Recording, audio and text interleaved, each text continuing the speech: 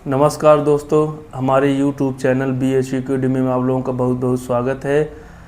आज class 9th के chapter first में एक्सरसाइज 1.2 पढ़ने जा रहे हैं। जैसा कि क्लास नंबर ये 4 है। फर्स्ट क्लास में हमने संख्या पद्धति के बारे में जाना। संख्या पद्धति में कितनी संख्याएं होती हैं, परिमेय अपरिमेय क्या है, पूर्णांक क्या है, प्राकृत क्या है, पूर्ण क्या है।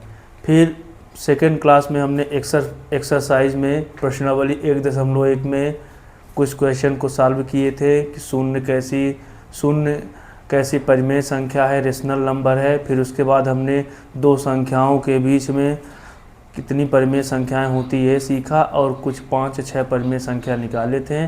फिर हमने थर्ड क्लास में दो परिमेय संख्याओं के बीच में परिमेय संख्या निकाला, कुछ सत्य असत्य भी देखे थे और उनको उत्तर सहित सॉल्व किए थे। अब हम क्लास नंबर 4 9th के क्लास नंबर 4 में आज हम एक्सरसाइज 1.2 की ओर चलेंगे, जिसमें कुछ ट्रू फॉल्स हैं और ट्रू फॉल्स के साथ साथ संख्या रेखा में क्या कुछ दो क्वेश्चन है कि √5 को कैसे संख्या रेखा में रिप्रेजेंट किया जाता है और क्या सभी धनात्मक पूर्णांकों के वर्गमूल अपरिमेय होते हैं। यदि नहीं तो एक ऐसे संख्या का वर्गमूल का उदाहरण दीजिए जो अपरिमेय ना हो। तो सबसे पहले हम ट्रू फॉल्स की ओर चलते हैं। ट्रू फॉल्स में प्रश्न बोल क्या रहे, कैसे ये क्या होता है। फर्स्ट क्लास में हमने परिमेय अपरिमेय के बारे में सीखे थे। क्या है परिमेय संख्या। एक बात छूट गई थी, परिमेय और अपरिमेय संख्याओं के संग्रह को वास्तविक संख्या कहते हैं। परिमेय और अपरिमेय संख्याओं के संग्रह को वास्तविक संख्या कहते हैं। तो आप फर्स्ट नंबर ट्रू फॉल्स की ओर चलिए। तो देखिए क्या लिखा है वहाँ पर। नीचे दिए गए ट्रू फॉल्स को क्या करना है, कारण सहित सॉल्व करना है, यानी उत्तर बताना है। तो देखिए अब, प्रत्येक अपरिमेय संख्या एक वास्तविक संख्या होती है। प्रत्येक अपरिमेय संख्या एक वास्तविक संख्या होती है। यहाँ पे क्या बोला है, every irrational number is a real number. क्या प्रत्येक अपरिमेय संख्या वास्तविक संख्या है। चलिए देखिए, वास्तविक संख्या जो होती है, रियल नंबर, वास्तविक संख्या दो प्रकार की होती है। एक होती है परिमेय रेशनल, एक होती है अपरिमेय इरेशनल। वास्तविक संख्या जो रियल नंबर होती है वो कितने प्रकार की होती है, रियल नंबर दो प्रकार की होती है। कितने प्रकार की, दो की होती है, रेशनल इरेशनल, यानी वास्तविक संख्या दो प्रकार की होती है। अब परिमेय हमने बताया है कि P/Q की सारी संख्याएं जहां P/Q पूर्णांक है और Q₀ परिमेय संख्या कहलाती है, रेशनल नंबर कहलाती है। अपरिमेय संख्या क्या है, जो संख्याएं रूट में होती हैं पूर्ण वर्ग को छोड़कर।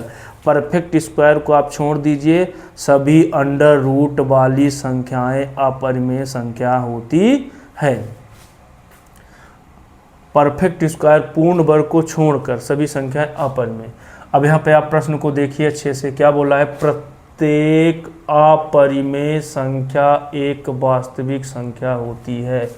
Every irrational number is a real number. ये क्या है, रियल, ये rational irrational, real rational irrational. तो क्या बोला, प्रत्येक अपरिमेय। और रियल नंबर वास्तविक संख्या क्या है, परिमेय अपरिमेय संख्याओं के संग्रह। जब आप परिमेय संख्या और अपरिमेय संख्या का संग्रह कर दीजिए, कलेक्शन कर दीजिए, संग्रह, एक collection of rational number and irrational number को जब इनको एक साथ कर दिया जाता है तो उनका जो संग्रह होता है क्या कहलाता है, रियल नंबर। तो यहाँ पे प्रश्न क्या बोला, यानी रियल नंबर का मतलब इसके अंदर रेशनल नंबर आएंगी, अपान वाली संख्याएं भी आएंगी, इरेशनल रूट वाली भी संख्याएं आएंगी। जैसे मान लीजिए 1/2 क्या है, रेशनल है। 2/3 हम 2-3 कक्षाओं में रेशनल इरेशनल के बारे में बहुत अच्छे से सीखे हैं। अब यहाँ पे क्या बोला है, इरेशनल नंबर क्या है, √2, √3, √5, ये सब सारे क्या हैं, इरेशनल। रेशनल इरेशनल का जो कलेक्शन है, संग्रह है, क्या कहलाता है, वास्तविक संख्या। तो ये आपका क्या हो गया, रियल नंबर। वास्तविक संख्याएं, यानी वास्तविक संख्याएं रेशनल इरेशनल का कलेक्शन है। कहने का मतलब एक पिता है, इनके दो बालक हैं। एक कैसा बालक है? पढ़ा लिखा है। मान लीजिए कोई पिता हैं, उनके दो बच्चे हैं। एक बच्चा कैसा है? पढ़ा लिखा है, अच्छे फील्ड में है, जॉब के फील्ड में है, जॉब में है। और दूसरा बच्चा क्या है? दूसरा बच्चा पढ़ा लिखा नहीं है, वो दूसरे फील्ड में है, मान लीजिए चोरी चकाटी में है, कहीं भी है। तो जब अब पैसा तो ये भी लाएगा, परिमेय वाला भी और अपरिमेय। कहने का मतलब जो अच्छा बच्चा है तो मेहनत करके जॉब में पैसा लाएगा, ईमानदारी का पैसा। अब एक बच्चा मान लीजिए चोर निकल गया तो वो भी पैसा लाएगा, तो दोनों में किसका नाम होगा? ये वास्तविक संख्या। यानी चाहे अच्छा बेटा या नालायक बेटा या बदमाश बेटा, दोनों जितना तरक्की करेंगे तो किसका नाम रोशन होगा? पिता का। चाहे पिता का नाम किस प्रकार का रोशन है ये डिपेंड नहीं करता। यानी अच्छा बच्चा नाम करेगा तो किसका नाम होगा? पिता का। अगर कोई बच्चा चोरी डकैती करेगा तो किसका होगा? अरे उनका फलाने का बच्चा है ये।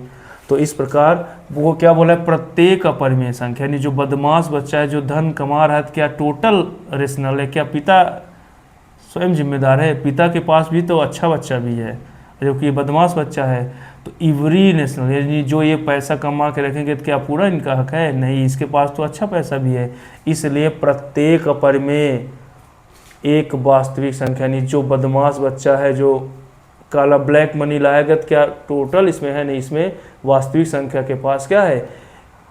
ब्लैक मनी भी है और ये है, दोनों है। तो ये इवरी, यानी इवरी कुछ है लेकिन इवरी नहीं है। Every irrational number is a real number. False है, ये क्या है? असत्य। प्रत्येक अपरिमेय संख्या एक वास्तविक, थोड़ा कन्फ्यूजन हो गया। प्रत्येक अपरिमेय संख्या वास्तविक संख्या है, यानी कहने का मतलब ये जितना पैसा कमाएगा तो पिता के पास है। तो ये पहला क्या हो गया? ट्रू है, सत्य है। क्या है? सत्य। क्योंकि प्रत्येक अपरिमेय संख्या जितना ये पैसा कमा के लाएगा तो पिता को देगा, तो प्रत्येक अपरिमेय संख्या एक वास्तविक संख्या। वैसे भी एक पिता का जो बालक है जो वो नाम रोशन करेगा तो पिता का नाम रोशन ऑलरेडी होगा। तो ये पहला क्या हो गया? सत्य है। कारण भी बताना है, यहाँ पे क्या बताना है? कारण। तो कारण में कैसे बताएंगे? क्योंकि परिमेय अपरिमेय का संग्रह क्या होता है? वास्तविक होता है। परिमेय और अपरिमेय का संग्रह, रेशनल इरेशनल का संग्रह क्या होता है? वास्तविक संख्या होती है। क्या होती है? वास्तविक होती है। ठीक है, वास्तविक संख्या होती है। यहाँ पे आप संख्या लिख सकते हैं। ठीक है,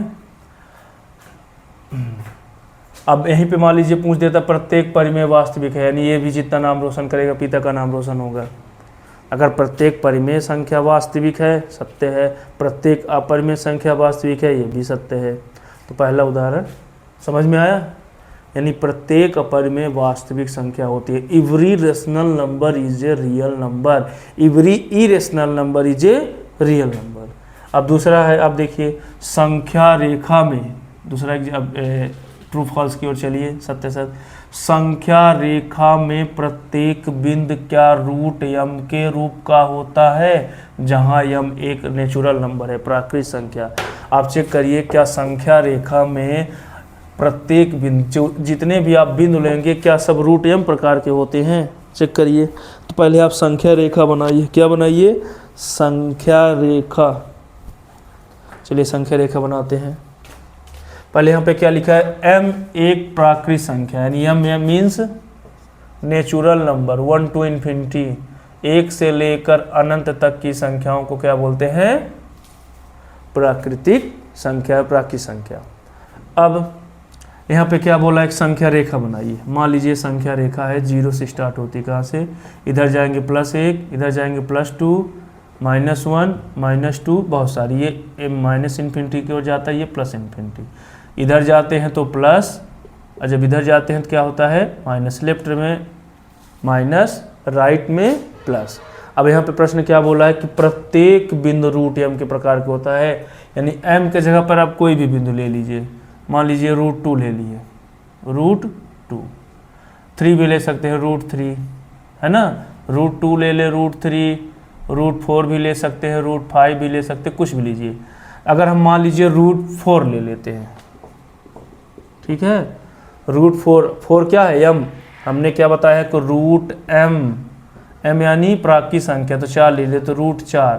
और रूट 4 को आप 2 गुणे 2 लिख सकते हैं ना, और 2 निकलेगा संख्या तो कितना आएगा 2। संख्या रेखा में 2 कहाँ है, ये दर्शा दी, ये आ गया संख्या रेखा में 2। इसको थोड़ा सा गाढ़ा कर देते हैं, ये 2 को हमने दर्शा दिया। अब मान लीजिए रूट 3 ले लेते हैं, 4 के जगह हम क्या ले लिए 3। अब रूट 3 को तो हम बाहर निकाल ही सकते हैं, इसका मान 1.732 कुछ होता है। तो 1.732 कहाँ होगा, 1 2 3 4 5 6 7 लगभग यहाँ होगा 1 दशमलव यानी रूट 3। इसी प्रकार रूट 1 रूट 2 ले लेंगे, कहीं ना कहीं होगा। अब यहाँ पे प्रश्न क्या बोल रहा है कि प्रत्येक बिंदु रूट m के प्रकार का होता है, ऐसा नहीं है, असत्य है ये क्या है, असत्य। क्यों असत्य है समझने की कोशिश करिए। असत्य है क्योंकि रूट 2 को तो हमने दर्शा दिया, रूट 3 को भी दर्शा दिया, रूट 2 को भी संख्या रेखा में दर्शा दिए, रूट 3। अब इनके बीच में बहुत सारी संख्याएं होती हैं, 2 परिमेय संख्याओं के बीच में अनंत परिमेय संख्या होती है। हम m रूट वाले सभी संख्या को दर्शा देंगे, लेकिन इनके बीच में बहुत सारी संख्याएं होती हैं ना, तो उनको कैसे दर्शाएंगे। यानी कहने का मतलब 2.1 कहाँ दर्शाएंगे, यहाँ पर क्या बोला है, यम के बीच में क्या 1 और 2 के बीच एक कोई परिमेय संख्या, एक प्राकृत संख्या है, 2 भी है, उनके बीच में जो दशमलव है तो वो प्राकृत संख्या नहीं है। अगर ये प्रश्न रियल नंबर के लिए होता तो रियल नंबर में दशमलव वाली भी संख्या आती है, तो वहाँ पर ये क्या हो जाता, ट्रू हो जाता। लेकिन ये फॉल्स क्यों है, क्योंकि रूट 2 और रूट 3 तो हम संख्या रेखा में दर्शा सकते हैं, लेकिन इनके बीच में बहुत सारी संख्याएं होती हैं, जैसे दशमलव वाली संख्या, उसको हम संख्या रेखा में नहीं दर्शा सकते। तो यहाँ लिखेंगे असत्य, क्योंकि रूट 2 एवं रूट 3 के बीच अनंत परिमेय संख्या होती है, अनंत परिमेय संख्या होती है। अनंत संख्या या परिमेय नहीं लिखते हैं, अनंत संख्या होती है जिसे हम संख्या रेखा में दर्शा नहीं सकते हैं, दर्शा नहीं सकते हैं। क्यों नहीं दर्शा सकते हैं, यहाँ पर m को प्राकृत संख्या बोला है ना, तो जब हम दशमलव वाली संख्या लेंगे तो भी संख्या रेखा हम दर्शा सकते हैं। तो प्रत्येक बिंदु पे होता है तो उसको हम क्या कर सकते हैं, दर्शा सकते हैं। तो संख्या रेखा में रूट m प्रकार, प्रश्न क्या है, संख्या रेखा में प्रत्येक बिंदु रूट m के प्रकार का होता है, नहीं दशमलव वाले भी होते हैं। और दशमलव वाली संख्या को इसने क्या किया, इग्नोर किया है। अगर रियल नंबर के लिए होता तो क्या हो जाता, ट्रू हो जाता। क्या हो जाता, ट्रू। अब तीसरे नंबर प्रश्न में आते हैं, कहाँ पे आते हैं, तीसरे। प्रत्येक वास्तविक संख्या एक अपरिमेय संख्या होती है, प्रत्येक वास्तविक संख्या एक अपरिमेय संख्या होती है। चेक करिए, क्या प्रत्येक वास्तविक, अभी बताया गया था ना, रियल नंबर के 2 पार्ट होते हैं, परिमेय और अपरिमेय। तो प्रत्येक रियल नंबर, क्या ये सभी अपरिमेय हैं। रियल नंबर के पास अच्छे बालक यानी अच्छा बच्चा का भी पैसा धन है और ब्लैक मनी भी है, तो प्रत्येक रियल नंबर अपरिमेय नहीं होगा। यहाँ पे क्या लिखा है, प्रत्येक वास्तविक संख्या एक अपरिमेय नहीं होती है, क्योंकि वास्तविक के पास परिमेय भी है अपरिमेय भी है। लेकिन ये क्या बोल रहा है कि प्रत्येक वास्तविक अपरिमेय है। यहाँ पे दोहरा मापदंड है, वास्तविक के पास परिमेय भी होती है और अपरिमेय, लेकिन अपरिमेय की चर्चा कर रहा है, इरेशनल नंबर।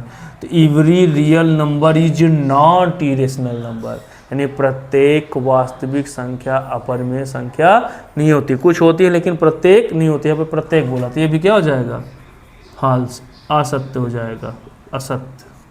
क्योंकि वास्तविक संख्या परिमेय एवं अपरिमेय संख्याओं का संग्रह है। संख्याओं का क्या है, संग्रह है। अपरिमेय परिमेय संख्या क्या है, संग्रह है। ठीक। अब फिर यहाँ पे क्या बोलता है, सही समझ में आया। फर्स्ट वाला क्या है, ट्रू है, सेकंड क्या है, फॉल्स, थर्ड क्या है, फॉल्स है। ठीक, अब आ जाते हैं सेकंड नंबर क्वेश्चन। क्या सभी धनात्मक पूर्णांक, धनात्मक यानी पॉजिटिव वाले, धनात्मक यानी सभी पॉजिटिव वाले संख्याएं, क्या सभी पॉजिटिव संख्या, क्या सभी धनात्मक पूर्णांक के वर्गमूल अपरिमेय होते हैं? यदि नहीं तो एक उदाहरण दीजिए, समझने की कोशिश करिएगा। यहाँ क्या बोल रहा है, क्या सभी धनात्मक, धनात्मक पूर्णांक, पूर्णांक क्या होता है, 0 ± 1 ± 2 ± 3 ± 4, बहुत सारे प्लस माइनस,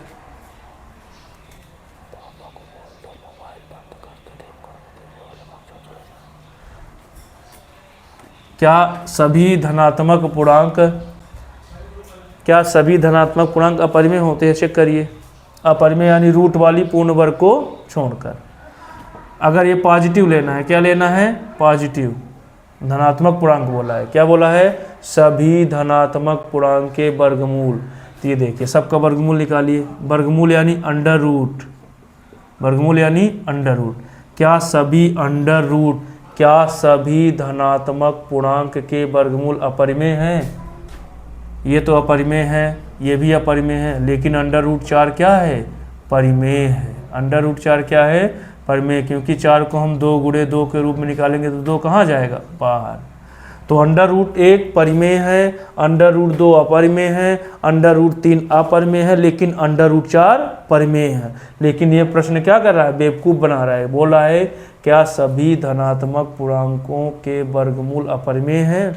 नहीं, सभी नहीं है, कुछ हैं, जैसे अंडर रूट 2 है, अंडर रूट 3 भी है, लेकिन अंडर रूट 4 क्या है, एक परिमेय संख्या है, क्योंकि पूर्ण वर्ग है। और 2 बाहर निकलेगा तो 1 2 बचेगा रूट के अंदर। देखिए अंडर रूट 4 ये क्या है, धनात्मक पूर्णांक का वर्गमूल है, वर्गमूल यानी अंडर रूट।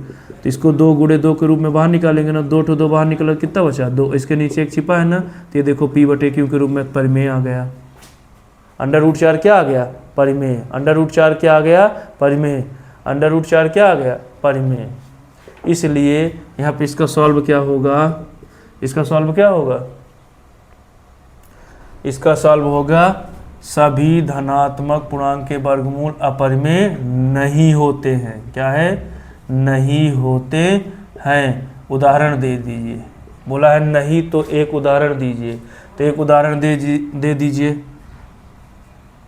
अंडर रूट 4, ये देखिए अंडर रूट 4 2 × 2, 2 बाहर निकला तो 1 2, जो P/Q के रूप में है, तो ये क्या आ गया, परिमेय। क्या आ गया, परिमेय। ये क्या बोला था, सभी वर्गमूल अपरिमेय होते हैं, गलत बोला है ना, तो इसलिए असत्य हो गया। एक उदाहरण दे दिए, अंडर रूट 4 क्या है, 4 क्या है, धनात्मक पूर्णांक है, इसका वर्गमूल देखिए परिमेय आ गया, परिमेय यानी P/Q।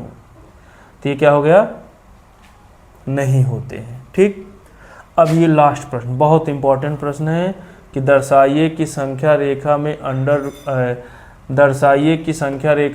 रूट 5 को किस प्रकार दर्शाते हैं, यानी अंडर रूट 5 को संख्या रेखा में क्या करना है, दर्शाना है। चलिए कोशिश करते हैं।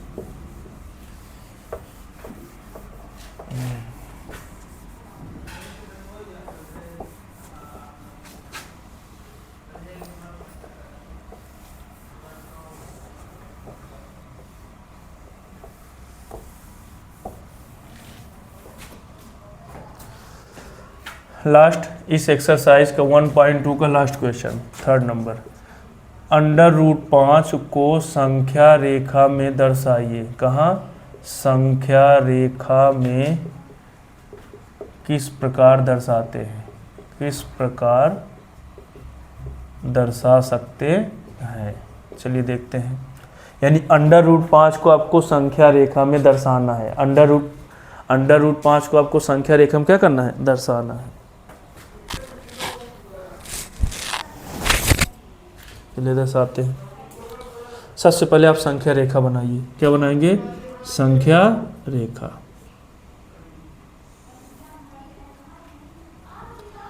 ये 0, ये 0,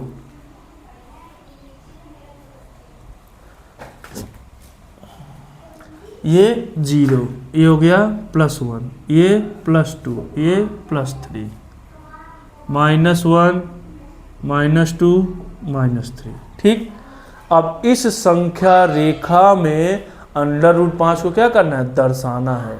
इस संख्या रेखा में √5 को क्या करना है, दर्शाना है। तो √5 कहाँ पर होगा? तो सबसे पहले आप कक्षा 8 में किसी संख्या का वर्गमूल कैसे निकालते थे? वर्गमूल कैसे √5 का कुछ मान होगा, संख्या रेखा में दर्शाना है। अब याद करिए, जैसे मान लीजिए 5 का वर्गमूल निकालते हैं, सबसे पहले क्या बनाते थे समूह, तो 2 दूनी 4। अगर आप कक्षा 8 का याद करेंगे तो 2 दूनी 4 कितना बचा, 1। फिर यहाँ पे 2 0 आ जाता है, 2 2 यहाँ जुड़ता है, यहाँ घटता है, 2 2 4, फिर यहाँ 0, तो फिर दूना जाएगा तो कितना आ जाएगा, 42 दूना 84। फिर एक अंक ऐसे पॉइंट में कुछ कुछ क्या होता है, जाता है, 2.25, यानी √5 का मान कितना आएगा, 2 के कुछ करीब आएगा। तो इसको हमको संख्या रेखा में दर्शाना, यही कहीं पे आएगा। लेकिन ये तो हम कक्षा 8 में पढ़े थे, कौन सी विधि है ये, वर्गमूल, किसी संख्या का वर्गमूल निकालना। लेकिन हमको संख्या रेखा में दर्शाना है, चित्र के माध्यम से इसका प्रदर्शन करना है। तो ऐसा करने के लिए सबसे पहले आप क्या करेंगे, 2 सेंटीमीटर, मान लीजिए यहाँ से यहाँ 1 सेंटीमीटर, ये कितना सेंटीमीटर है, 1 सेंटीमीटर, तो यहाँ से यहाँ कितना हो जाएगा, 2 सेंटीमीटर।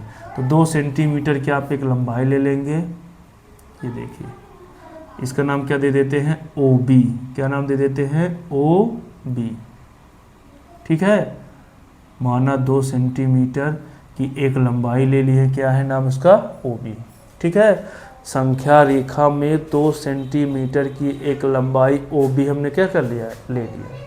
ठीक है, फिर आप क्या करेंगे, 1 सेंटीमीटर कहाँ पर एक लंब डालेंगे। क्या डालेंगे, एक लंब। लंब डालने के लिए आप अगर स्केल की सहायता से लंब डालेंगे तो सीधा 90 अंश का कोण बनाए। कितने अंश का कोण बनाए, आप जब कक्षा 8 7 में पढ़े होंगे, लंब किस तरह खींचते थे, एक चाप होता है, यहाँ ऐसे मारते हैं, फिर ऐसे मारते हैं, फिर इस बिंदु पे रख के ऐसे करते हैं, यहाँ पे रख के ऐसे करते हैं, और सीधा जहाँ मिलता है कितने अंश का बनता है, 90 अंश का। कितने अंश का, 90। तो आप पहले एक 90 अंश का स्केल की सहायता से यहाँ पे 90 अंश का क्या बनाएंगे, कौन, ये कितने अंश का है, 90 अंश का। कितने अंश का, 90 अंश का क्या करेंगे, एक लंब खींचेंगे।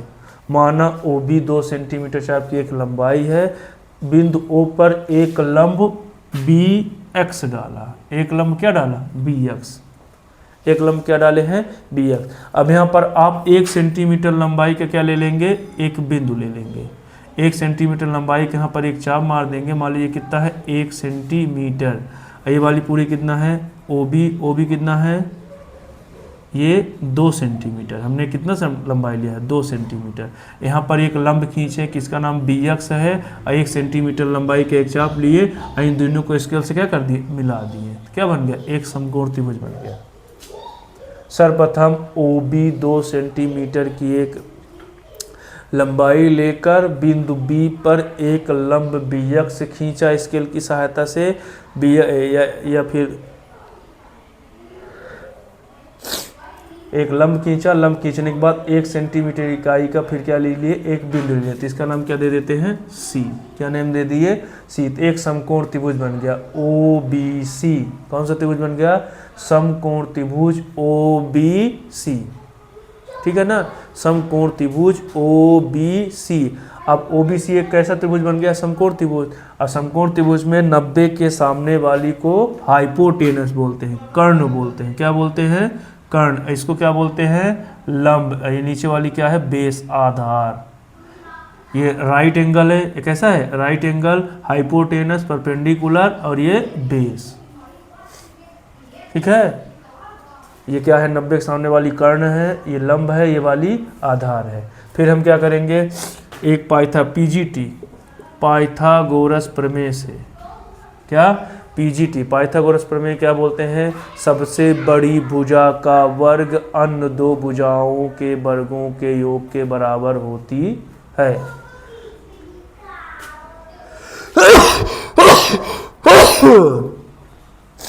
सबसे बड़ी भुजा का वर्ग अन्य 2 भुजाओं के वर्गों के योग के बराबर होती है। तो सबसे बड़ी भुजा कौन है, OC का वर्ग। कर्ण का वर्ग बराबर लंब का वर्ग BC का वर्ग प्लस आधार का वर्ग OB का वर्ग, सबसे बड़ी भुजा का वर्ग अन्य दो भुजाओं के वर्गों के योग के बराबर होता है। तो सबसे बड़ी भुजा कौन सी है? OC क्या करना है हमको? निकालना है, तो OC को ले लेंगे। फिर BC कितना है? 1 है। BC कितना है? 1 का वर्ग। और फिर OB कितना है? 2 का वर्ग। OB कितना है? 2 का वर्ग। ठीक, OC का वर्ग 1 1 कम 1, 2 दूनी 4, 2 दूनी 4। OC का मान कितना आया? OC का वर्ग कितना आया? 4 1 5, वर्ग घटा वर्गमूल। ये वर्ग घटा तो उधर क्या चला जाएगा? वर्गमूल, √5 आएगा, जिसको हमको दर्शाना है। तो OC का मान कितना है? √5 को ना दर्शाना है, तो यानी OC का मान √5। ये जो OC है तो ये कितना है? परपेंडिकुलर √5। यहाँ से यहाँ तक की लंबाई क्या है? √5। यहाँ से यहाँ तक की लंबाई कितना है? √5। ठीक, अब हम क्या करेंगे? √5 को हमने क्या किया है? कर्ण को निकाल लिया। अब हम प्रकार जो आता है, क्या आता है? प्रकार, उसकी सहायता से एक चाप डालेंगे। OC क्या? अब हमारे पास तो अभी यहाँ पर चाप है नहीं, पर हम कोशिश कर रहे हैं कि हाथ से समझाने की कोशिश करते हैं। फिर क्या करेंगे? ये जो OC वाली डिस्टेंस है इसको लेकर क्या करेंगे? चाप मारेंगे। तो आप ये जो प्रकार होता है तो इसके नोक को यहाँ बिंदु O पर रखेंगे, फिर ये वाली डिस्टेंस का क्या करेंगे? लेंगे। ये √5 है। ये कितना है? √5। आप यहाँ रख के इधर क्या करेंगे? ये जो संख्या रेखा में क्या मारेंगे? चाप मारेंगे। ये ऐसे क्या कर देंगे? चाप मारेंगे। आप स्केल की सहायता से रब में मारेंगे तो अच्छे से आएगा। तो बिंदु O से OC त्रिज्या लेकर एक चाप मारा, जो संख्या रेखा को जिस बिंदु पर टच किया है, उस जिस बिंदु पर टच किया है तो वही आपका √5 का निर्धारण होगा। तो ये जो बिंदु है, ये जो बिंदु है यहाँ पर 0, ये 1, ये 2, ये 3, तो इसके बीच में नहीं, लगभग थोड़ा सा इधर ये जो बिंदु आया है √5, ये क्या है? आप संख्या रेखा में √5 का निर्धारण है। √5 का क्या है? निर्धारण है। क्या बात समझ में आई? थोड़ा सा प्रश्न अजीब है, कठिन नहीं बोल सकते, प्रश्न थोड़ा अजीब है लेकिन समझा जा सकता है। तो सबसे पहले आप क्या करेंगे? एक OB 2 सेंटीमीटर की एक लंबाई ले लेंगे, उस पर एक लंब डालेंगे। लंब डालने के बाद 1 सेंटीमीटर की एक लंबाई ले लेंगे, फिर वहाँ से O और C को क्या कर देंगे? मिला देंगे। मिला देंगे तो कैसा बन जाएगा? राइट एंगल समकोण त्रिभुज। समकोण त्रिभुज में पाइथागोरस प्रमेय लगा के √5 OC का मान निकालेंगे। कर्ण का वर्ग बराबर लंब का वर्ग धन आधार का वर्ग, निकालने के बाद √5 कर देंगे। √5 का एक चाप लेकर, ये जो OC आया है ये चाप लेकर आप क्या करेंगे? प्रकार की सहायता से एक चाप मारेंगे। ये संख्या रेखा को जिस बिंदु पर टच करेगा तो वो √5 का क्या हो जाएगा? निर्धारण हो जाएगा। √5 का निर्धारण। ये आज एक्सरसाइज 1.2 के 3 क्वेश्चन हम पढ़ चुके हैं। अगर आपको समझ में आया हो तो अच्छी बात है, अगर समझ में नहीं आया है तो आप एक बार कमेंट बॉक्स में ज़रूर मैसेज करिएगा। अगर नहीं समझ में आ गया तो इसको हम कल एक बार और समझाने की और कोशिश करेंगे। अगर समझ में आ गया तो अच्छी बात है। तो आज की क्लास यहीं पे कंप्लीट हो गई। आप क्लास 9 की क्लास नंबर 5 नेक्स्ट डे शाम को वीडियो बनती है और सुबह लगभग 6 से 7 के बीच में वीडियो अपलोड कर दिया जाएगा। आप लोग क्लास से बने रहिए। बहुत बहुत धन्यवाद। नमस्ते।